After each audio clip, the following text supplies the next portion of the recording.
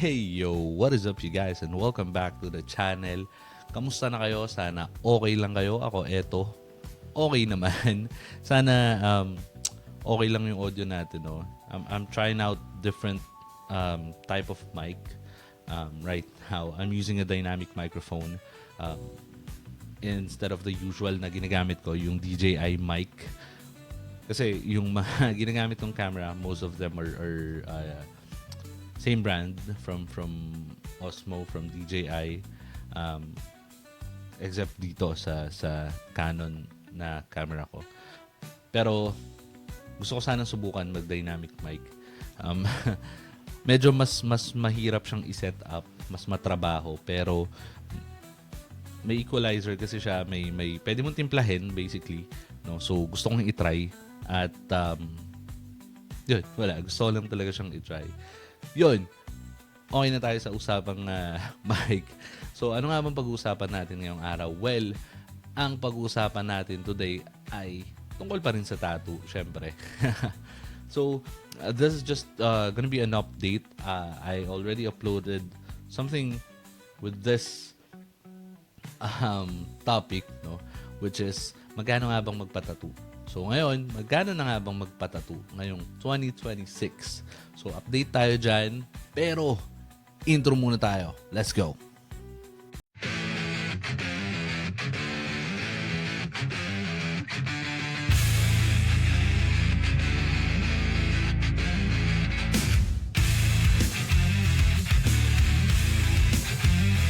And we're back. Ayun na nga. So, ang pag-uusapan natin ngayong araw ay magkano na nga bang magpa-tattoo ngayong 2026. So, magkano na nga bang presyo ngayon? Well, syempre, gonna check it from all reliable Google. So, doon tayo nag-check para meron tayong baseline. Kasi, Google is now using AI to generate or to check magkano ba yung average na singilan ng mga tao sa internet. Syempre, most of the time, it's gonna be posted online. So, Google has a way on averaging how much it cost, 'di ba? So hindi na siya katulad dati na parang hindi siya sobrang accurate. Like right now, hindi pa rin naman siya sobrang accurate, but like the tools they're using right now, mas better na siya kesa dati. Ayun. So, eto, buksan natin ang ating Google. Actually, na-check ko na siya. Tapos, in-screenshot ko siya. Now, last time, it was right around 1,000 to 2,500 pesos. So, well, because of inflation, I don't know. Right now, it's 1,500 to 3,000 pesos for small designs. So, yun yung sinasabi ni Google ngayon.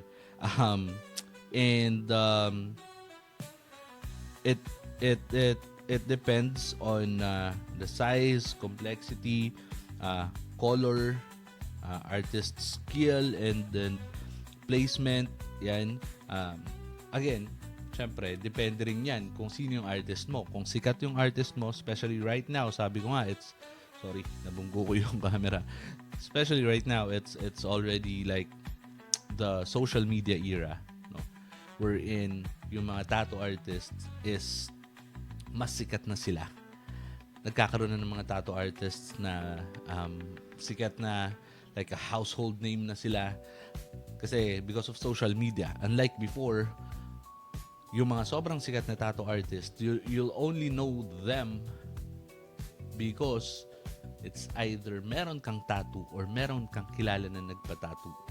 So yun, dun yung nagiging basehan dati ng sikat. But if you ask people, they don't usually know like a famous tattoo artist.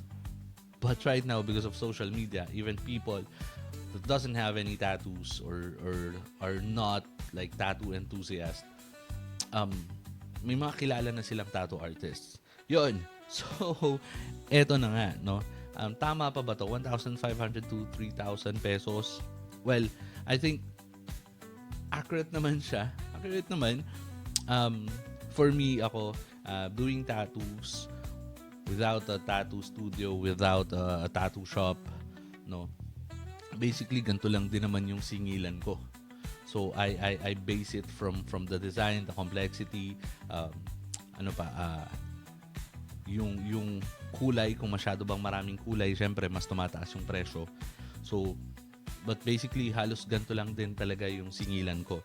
And, eto, ang sabi dito, ayun nga, based from Google, black and gray is often cheaper than colored tattoo. Well, totoo naman. Tapos, ano daw, medium-sized, yung mga sinlaki ng kamay, palm-sized. Ewan ko, malaki yung kamay ko eh. That costs around 5,000 pataas. And then large pieces like half sleeve starts around 15,000. Well, I think it's very parang feeling ko accurate naman yung sinasabi ni Google dito. For full sleeve or back piece, depende sa laki ng tao, sa size ng tao, can start from around 25,000 and goes up to 75,000. Well, tama naman. Actually, siguro sobrang ano na nga to, sobrang because of AI, mas nagiging accurate na si Google ngayon. But for pricing tattoo, it really depends kasi ang dami ngayong mga tattoo artists na just doing parang home service, yan. Hindi na sila nagtatayo ng tattoo shop. Ako, the reason bakit ganun yung pricing ko, medyo mababa talaga. Kasi nga, wala naman akong tattoo shop. And I'm just doing it right now, basically for fun, no? Out of passion na lang din, kaya ko siya ginagawa. But not necessarily to generate income for me. Kasi, yeah, it gives me a bit of a like budget for things and stuff, no? Pero hindi na siya yung main source of income ko. Unlike before na tattooing is my main source of income. So I have no choice but to parang medyo magtaas ng konti ng presyo.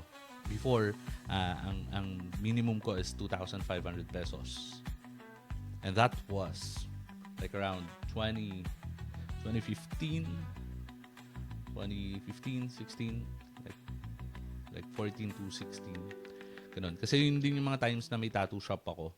And mas matapang ako magpresyo ng malaki. Kasi nga, may shop ako. Talagang kailangan ko magpresyo ng malaki kasi nagbabayad ako ng upa, kuryente, tubig, internet. So, yun yung mga tinitake into considerations ko. Plus, before, mas mahal yung mga tattoo equipments, mga tattoo supply. So, medyo malaki talaga. Mababa pa nga yung presyo ko na yun para sa may tattoo shop, no? Medyo malaki din kasi yung tattoo shop ko nun. And, yun, dun siya nagdedepende. So, if the artists are asking for like a higher price and hindi naman siya sobrang sikat, hindi naman siya, I would say, sobrang galing or wala naman siyang tattoo shop, it really depends kung magpepresyo siya ng mataas. Pero for me, yung sinasabi ni Google is pretty much accurate naman. If you wanna parang price a tattoo, or if you're gonna ask tattoo artists na wala namang shop, 'di ba? Wala namang inuupahan. Hindi din naman ganun kalaki yung pangalan, no? I'm just being realistic, no? Kasi even naman ako ngayon nahihiya na ako magpresyo ng mataas just because hindi na ako nagbabayad ng upa specifically for the shop. But syempre I still have bills, no? But not for the tattoo business itself, no? So parang yung kikitain ko sa tattoo ngayon is ilales ko na lang doon yung tattoo supply, 'di ba? Pero yung ibabawas ko pa yung upa, kuryente or whatnot, no? Hindi na masyado. Kasi syempre sabi ko nga hindi na ako umuupa para sa tattoo shop, no? So it doesn't make sense if I price my tattoos higher parang to cover my bills dito sa bahay. I don't know. Maybe it's just me because hindi ko naman nga siya main source of income. Pero depende pa rin yan. So if you're watching this because you wanna get a tattoo and then mag, nag-research ka to see kung magkano na nga ba magpatattoo ngayon. So just ask the tattoo artist, no? Like mag-canvas ka sa maraming tattoo artist. Huwag ka mag-base sa isa tapos sabihin mo na napanood ko kasi sa YouTube tsaka nakita ko sa Google 1.5 lang daw. So it doesn't work that way, no? Mag-canvas ka pa rin. You ask kasi hindi na medyo offensive naman kapag sinabi mo sa tattoo artist na, uy, ba't ang mahal mo magsingil? Hindi naman ganyan yung sinabi sa YouTube. Hindi naman yung sinabi sa Google, no? Pero, what I'm just trying to say is, mag-canvas ka, hindi mo wawalang yain yung tattoo artist. Kasi, diba, it's very offensive for a tattoo artist. Especially if that's their main source of income. So, siguro iba yung computation nila kasi nga doon sila kumikita. So, kung may shop man sila, kung wala man silang shop, depende sa kanila yun eh. Kasi wala naman talagang parang what do you call this? SRP ang tattoo. It's just yung nasa Google is parang average na singil, like a ballpark from 1.5 to 3,000. Kaya nga 'di ba? Parang naka-bracket siya, hindi siya talagang isang presyo lang kasi nga nagdedepende yan. Pero at least 'di ba? You'll know na ganun lang talaga naglalaro. So magdedepende na lang yan. Sabi ko nga sa pangalan ng tattoo artist kung sikat talaga siya or talagang magaling siya at malaki siya maningil, 'di ba? It doesn't mean then na sikat siya is mahal siya maningil. At hindi rin naman dahil hindi siya sikat is hindi na siya pwedeng maningil ng mahal. Kung talagang magaling si tattoo artist, well, he has the rights to magpresyo ng mas mataas, 'di ba? So, ayun, alam ko marami na namang magko-comment dito na hindi ko naman sinagot yung tanong kung magkano na nga ba magpatattoo. Kasi nga wala namang SRP, guys, no? So, ganun talaga. It's just a ballpark on how much it could cost you. It could cost you kasi hindi mo talaga pwedeng sabihin na 1,500 lang. May mga naniningil ng less than that, 'di ba? Mas mura pa. Siguro kasi nga parang hindi rin nila main source of income kasi kahit ako minsan yung malalaking piyesa na ginagawa ko, hindi ko rin naman sinisingil ng sobrang taas. Just because yung piyesa na papagawa nila, gusto ko din talaga. Parang trip ko talaga. So, I'm just doing it out of passion and then just parang yung price ng tattoo is just to replenish my supplies.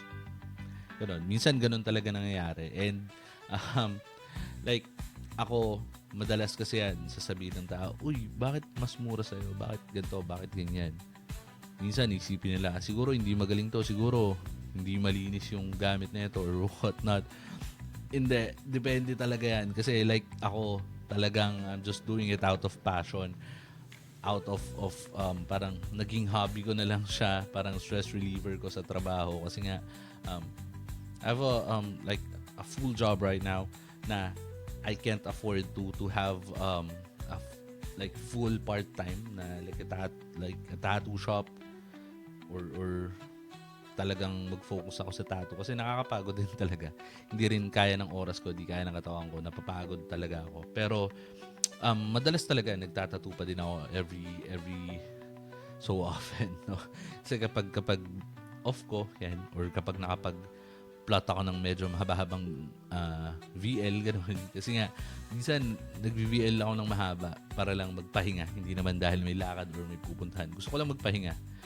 Kasi, medyo madami din talaga ang ginagawa. I also do, like this, videos, diba? Siyempre, I also give time kay Labi Dudes, diba? Siyempre, minsan, labas-labas kami, date, ganyan. So, yung mga off ko, hindi talaga siya, parang hindi talaga kaya na dagdagan ko pa yung ginagawa ko. Kasi, yung paggawa ko pa lang ng video, pag-edit ko, yan, nag-tattoo pa, yan, photography, diba? pumasok pa ako sa photography kasi nga, wala lang. Dadagdag lang ako ng hobbies. So, wala, hindi ko maasikaso lahat. Sobrang dami, sobrang busy. Tapos, syempre, pagdating sa trabaho or kahit naka-off ako, since medyo mabigat yung responsibilities ko sa trabaho, kahit off ko, iniisip ko pa rin yung trabaho ko. So, hindi ko makuwang magtattoo pa ng dire-diretso. So, yun. Isang reason talaga yun kung bakit medyo mababa ako maningil. Kasi nga, hindi na siya main source of income ko. If other artists na minsan magaling talaga but hindi naniningil ng malaki, siguro ganun din. Ginagawa nila out of passion or hobby. Ganun. Like, kahit sobrang galing yan kung hindi niya nininegosyo yung tattoo, pwede silang magpresyo ng mas mababa. Or minsan talagang nagpe-presyo sila ng mas mababa. Kasi nga, gusto lang talaga nila may tatuan. Meron din naman na hindi naman sobrang galing, hindi naman sobrang sikat, pero ang taas magpresyo. Kasi that's how they see yung art nila. Kasi, again, art doesn't have like a price. No? So, depende sa'yo yan. Kung talagang para sa'yo sobrang ganda ng gawa mo. Kasi art is very subjective. Diba? So, pati pagpipresyo sa art is very subjective din. No? Like paintings, like ano pa ba? Murals, whatever art it is, sculptures or ngayon, nauuso ngayon parang mga art toys. Ganun, 'di ba? So, minsan ang mahal din ng presyo tapos sabihin lang, ano lang yan, 3D printed lang yan eh. Bakit sobrang mahal ng presyo? Well, it's the art itself. No? Like, sabihin lang, it's a limited edition. So, depende on, it's really subjective on how you price your tattoo. So, wala siyang isang presyo lang, wala siyang SRP. So, magdedepende talaga yan sa tattoo artist mo, magdedepende yan sa ipapagawa mo, sa lokasyon ng ipapagawa mo, sa hirap ng ipapagawa mo. So, ganoon lang. Sana na-gets nyo yung pinupunto ko at sana marami kayong natutunan kahit papaano. Wala, ganun talaga eh. That's how it is when it comes to tattoo. Hindi mo siya pwedeng sabihin na kung 1,000 lang ang singil nitong artist na to at nagtanong ka sa isang artist na to at sinabi niya na bakit kayo ganun? That's offensive for a tattoo artist. So don't do that, please. Pakiusap. Wag niyong gagawin yun kasi nakakainis yun para sa aming mga tattoo artist. Kapag kino-compare ka, syempre magkakaiba ng style yan, magkakaiba ng diskarte. So, wag niyo i-compare. Yun lang ang masasabi ko. And again, kung bago ka sa channel na to or kung hindi ka pa nakasubscribe, please do subscribe and hit the bell icon para na-notify ka every time we have a new video. Dahil every Saturday, 7:30 p.m. nag-upload ako ng bagong video. Yun lang. Peace out.